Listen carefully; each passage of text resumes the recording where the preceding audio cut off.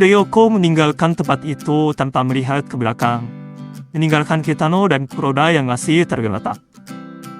Kitano berdiri diam, memikirkan ucapan Ryoko tadi. Ia merasa khawatir dengan ancaman Ryoko yang mengatakan akan menyelesaikan semuanya nanti. Pikirannya mulai dipenuhi bayangan bahwa ia akan terseret ke dalam masalah lagi. Lamunannya terputus saat suara anak buah Kuroda terdengar panik. Mereka setengah berteriak sambil mengguncang tubuh Kuroda yang masih terkapar di tanah.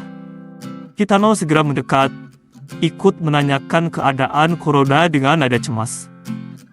Melihat Kuroda yang babak belur, dalam hatinya, Kitano berpikir betapa besar pengorbanan Kuroda.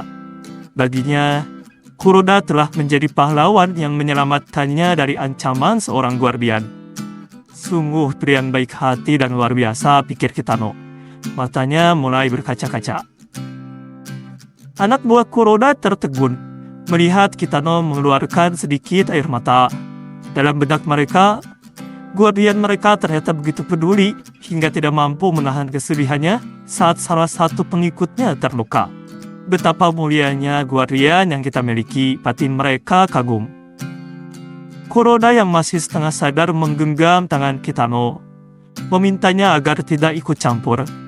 Ia meyakinkan bahwa dirinya sendiri sudah cukup untuk mengalahkan gadis itu. Kitano terdiam, terkejut mendengar pernyataan Kuroda. Anak buah Kuroda mencoba menghentikan niat pemimpinnya. Namun Kuroda segera menjawab membual bahwa ia tadi belum menggunakan seluruh kekuatannya. Yang lainnya tampak ragu, dengan mengatakan, bagaimana bisa Kuroda mengatakan hal seperti itu dengan hidung yang berdarah. Anak buah Kuroda melanjutkan, menyarankan Kuroda untuk menyerahkan masalah ini pada Kitano saja. Di sisi lain, Kitano yang masih terdiam karena merenungkan kata-kata Kuroda, perlahan mulai merasa bersalah. Dalam hatinya, ia menganggap dirinya pengecut dan pemalu. Kuroda, meskipun dalam kondisi babak belur, tetap bersedia menempatkan dirinya dalam bahaya demi Kitano.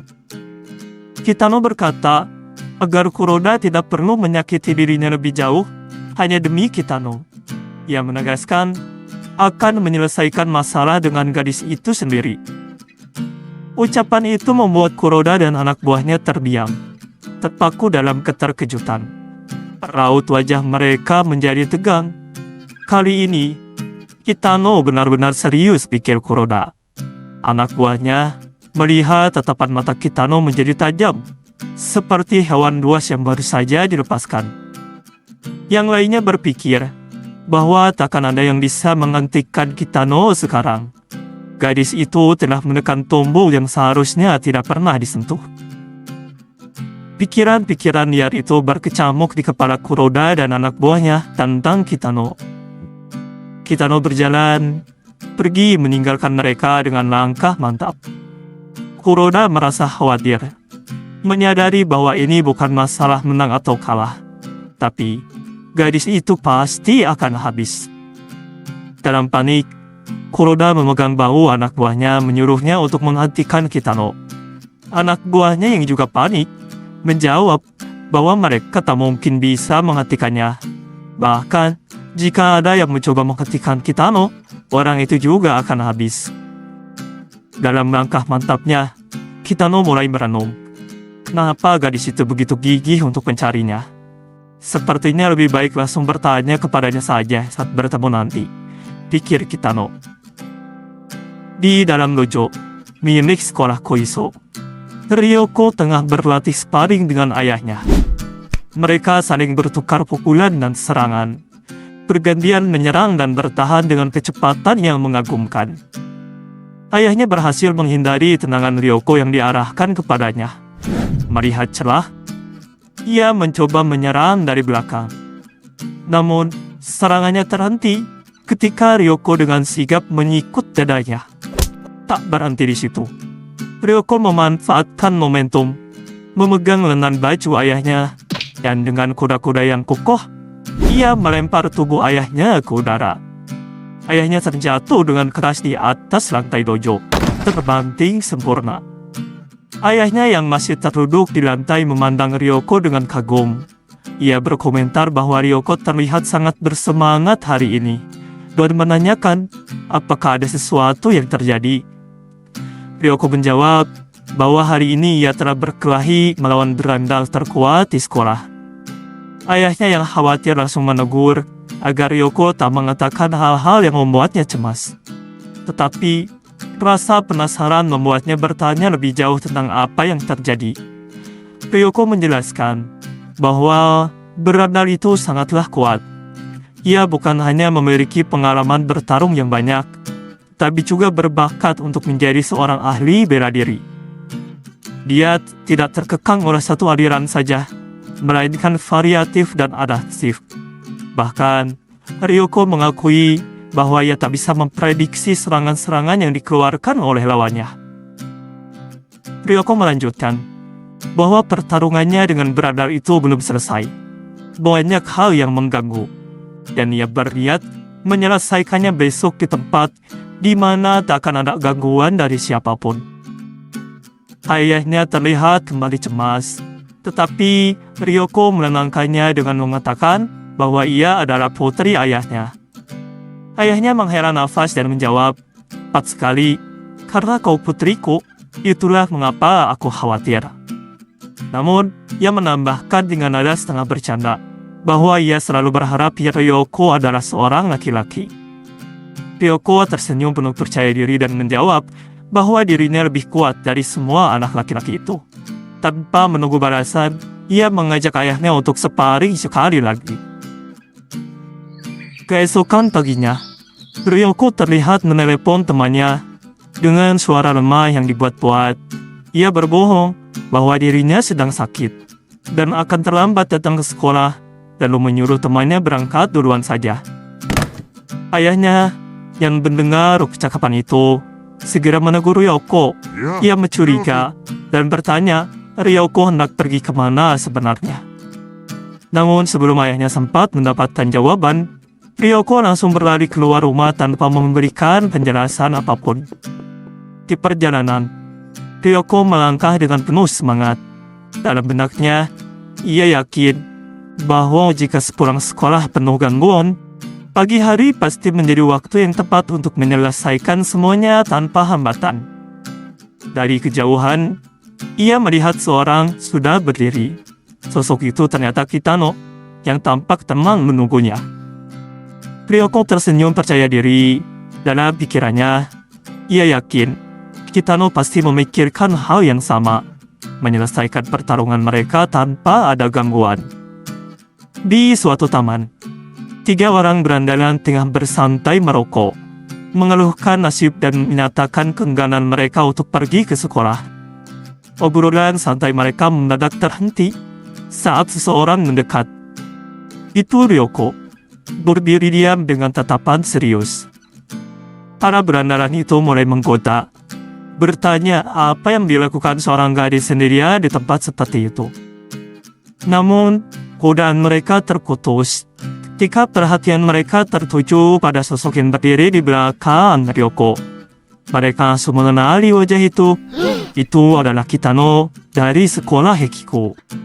Tanpa berpikir 2 kali, ketiganya kabur terbirit-birit, seperti nyawa mereka sedang terancam. Ryoko yang melihat pemandangan itu hanya berkomentar dingin. Wajah menyeramkan yang dipadukan dengan kekuatan yang luar biasa, tak heran sudah pasti tak ada yang berani menghentikannya. Ryoko mulai bersiap, matanya menyapu taman dengan seksama.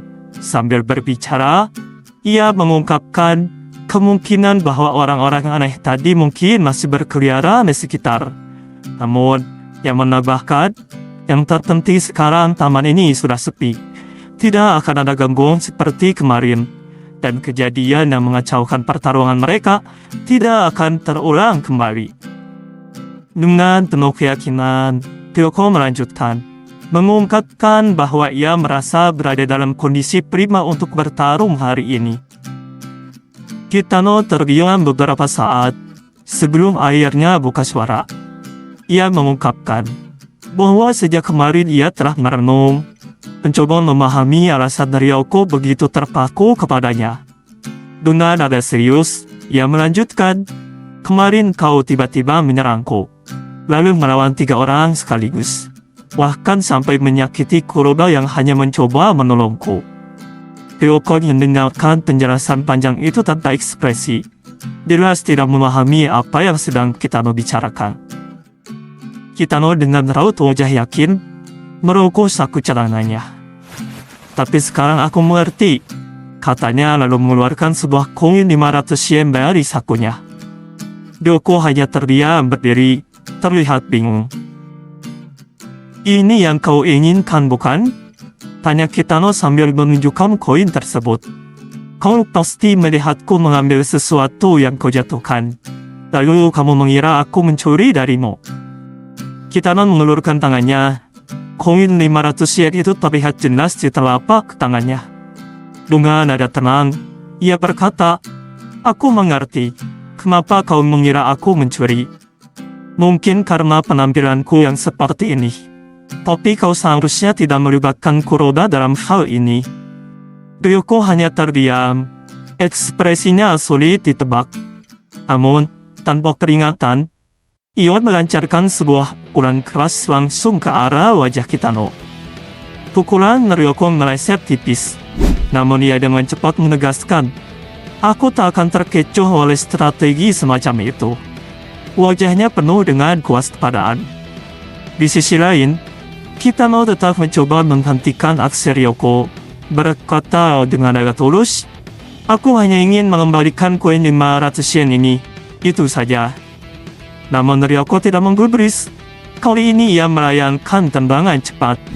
Tendangan itu tidak diarahkan dengan penuh kekuatan, namun cukup untuk mengenai bahu Kitano. Kitano meringis sedikit kesakitan. Langkahnya mundur beberapa langkah ke belakang akibat benturan tersebut. Ryoko kembali berteriak, "Trik semacam itu tidak akan berhasil kepadaku. Ini adalah pertarungan murni seni bela diri." Ia menantang Kitano untuk segera menyerang dan berhenti mengulur waktu. Namun, Kitano tetap dengan usahanya. Sekali lagi memperlihatkan koin 500 yen itu, dan meyakinkan bahwa ia hanya ingin mengembalikan koin itu. Tanpa menunggu, Ryoko melayangkan serangkaian pukulan dengan tangan terbuka, bertubi-tubi mengarah ke wajah Kitano. Kitano mulai menyilangkan tangannya di depan wajahnya, mencoba bertahan dari rentetan serangan tersebut. Meski berhasil menahan sebagian besar, dampaknya tetap terasa. Ryoko, melihat serangannya tidak memberikan hasil yang signifikan, berhenti sejenak. Dengan cepat, ia mengambil ancang-ancang, lalu melancarkan tendangan putaran yang mengenai wajah Kitano dengan telak.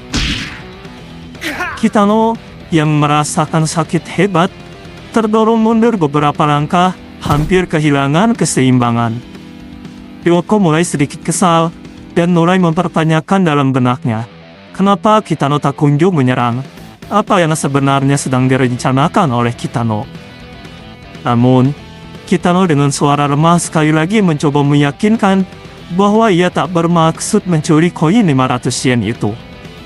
Amarah Ryoko memuncak. Dengan teriakan marah, ia maju menyerang, melepaskan pukulan keras ke arah wajah Kitano.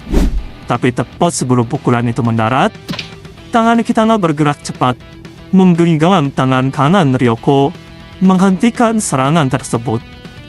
Ryoko terkejut, matanya melebar. Kitano mengangkat tangan kanannya perlahan. Melihat itu, Ryoko hanya bisa pasrah. Dalam hatinya, ia berpikir, Kitano akan melayangkan pukulan ke bawah untuk menghabisinya. Ditambah lagi, tangannya yang tergenggam membuatnya tidak mungkin bisa menghindar. Dengan gerakan cepat, Kitano mengayunkan tangannya ke bawah. Ryoko hanya bisa memejamkan mata, pasrah menunggu serangan yang ia pikir akan datang. Namun, tak ada rasa sakit. Sebaliknya, ia merasakan sesuatu yang kecil dan dingin diletakkan di telapak tangannya. Ryoko membuka matanya, penuh kebingungan, dan mendapati koin 500 yen sudah berada di tangannya. Ia menatap benda itu, lalu beralih ke Kitano, yang dengan tenang berkata, "Lihat, aku hanya ingin mengembalikannya. Tidak percaya satu sama lain dan mencoba menyelesaikan semuanya dengan kekuatan? Tidakkah itu menyedihkan sebagai manusia?" Ryoko tertegun mendengar kata-kata Kitano. Namun, naluri waspadanya belum hilang sepenuhnya. Ia mundur beberapa langkah, tetap bersikap siaga. Pikirannya dipenuhi tanda tanya. Apa maksud Kitano? Apakah semua ini hanyalah trik agar dirinya lengah? Tapi jika memang niatnya seperti itu, kenapa Kitano menghentikan pukulannya yang tadi? Ia melirik koin 500 yen di tangannya, mencoba mencari jawaban. Tanpa sadar, Ryoko berteriak, "Apa yang kau pikirkan? Apakah kau pikir aku akan percaya padamu hanya dengan ucapan seperti itu? Kau ingin aku mengira bahwa kau hanyalah orang biasa?" Kitano tetap diam. Tidak ada kata-kata yang keluar darinya. Hanya air mata yang tiba-tiba mengalir di wajahnya. Ryoko melungkur di tempatnya, terkejut melihat pemandangan itu. Sambil terisak, Kitano berkata dengan nada penuh penyesalan, "Maafkan aku. Aku juga tak tahu kenapa aku menangis. Sungguh menyedihkan." Ia berhenti sejenak mengatur napasnya lalu melanjutkan, "Aku sudah terbiasa tidak dipercaya oleh siapapun. Tapi sejak itu, aku mulai merasa jijik pada diriku sendiri." Ryoko mendengar setiap kata tanpa menyela. Perlahan ia menurunkan kuda-kudanya. Tiba-tiba, semuanya terasa berbeda. Ia memandang Kitano dengan lebih seksama. Sosok yang sebelumnya ia anggap berbahaya, kini terlihat terapuk. Dalam hati, ia mulai menyadari, Kitano memang hanya seorang murid biasa. Seorang manusia yang sederhana seperti dirinya.